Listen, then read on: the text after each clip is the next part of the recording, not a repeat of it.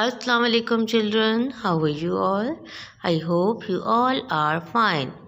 Children, this is your new number concept series book 1.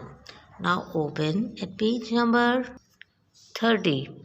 Children, in this page we will count and circle the correct number. So children, let's start our work. First we will count the picture. 1, 2, 3, 4. These are 4 leaves. These are 4 leaves. So children, tell me where is number 4? Yes, this is number 4. So we will circle the number 4. These are 4 leaves. And what is this? Yes, this is a cup. This is a cup. And how many cups?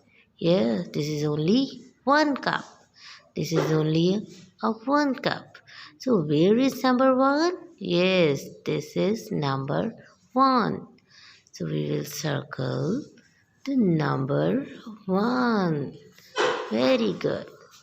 And which shape is this? Yes, this is a triangle. This is a triangle. And how many triangles are there?